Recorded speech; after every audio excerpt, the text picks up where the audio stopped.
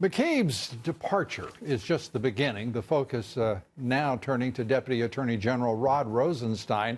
A new report suggesting Rosenstein approved an application to extend surveillance of Trump campaign associate Carter Page. That based on research by British former spy Christopher Steele, who had compiled the discredited Fusion GPS dossier, a dossier that also was not, if you will, verified or vetted. Joining me now, Congressman Ron DeSantis, a member of several key committees, including Foreign Affairs, Judiciary, and Oversight, now also a candidate for governor of the great state of Florida. Congressman, great to have you with us.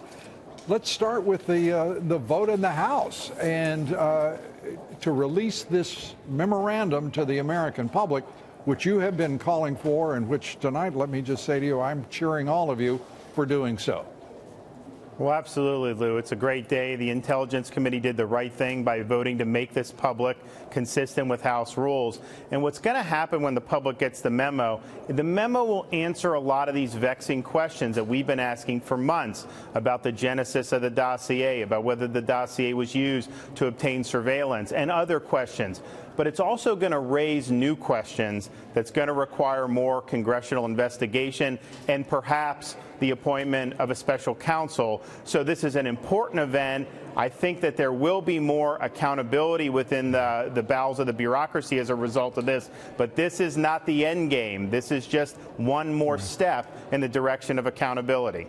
Well, among others, one of your colleagues, Trey Gowdy, basically saying that he didn't want to see this memorandum released. Doug Collins, another of your colleagues from Georgia, saying he didn't think it was appropriate and wanted to be careful.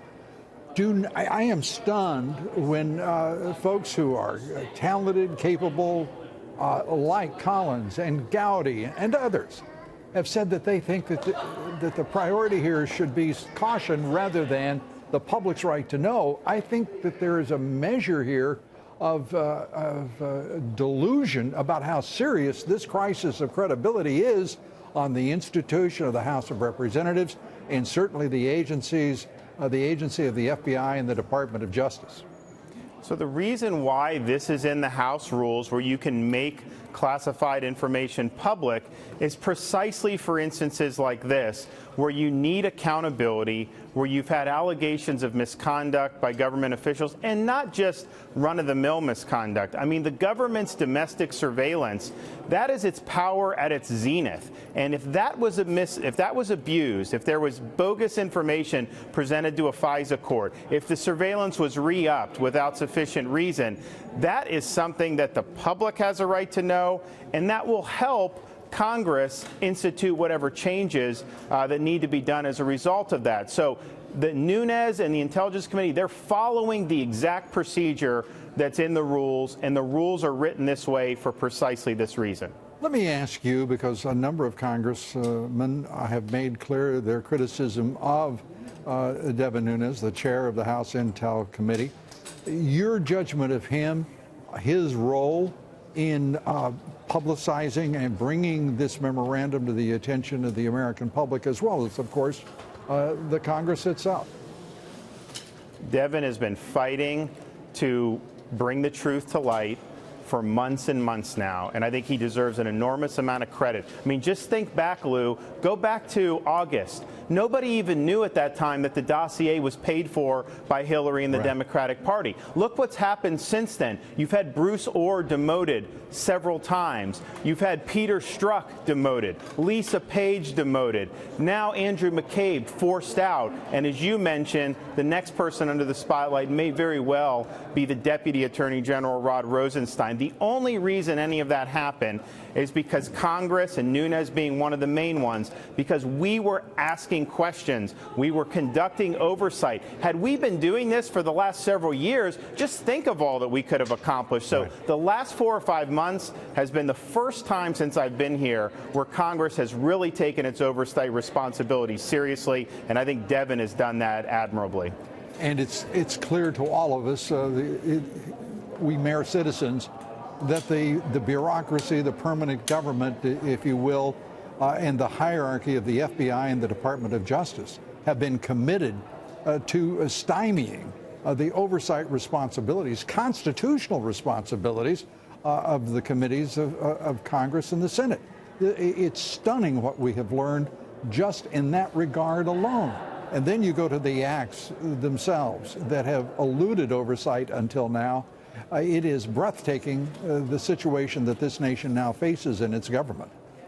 And Lou, you have to have the founding fathers did not want any locus of power to just be independent of accountability. And one of the main ways of accountability is congressional oversight. And I think the arrogance that's come from the bureaucracy as a whole, but certainly in this instance with some of these people in justice and the FBI, that is not the way the system is supposed to work, where they have no oversight over how they're conducting the affairs of state. So we were dogged. We finally have gotten answers. We're going to get more answers, but you need good oversight. I want to have robust Justice Department and FBI because it's important to protecting the public. Absolutely. But they don't just go on this without having us look, especially when there are serious questions raised about whether this was on the up and up.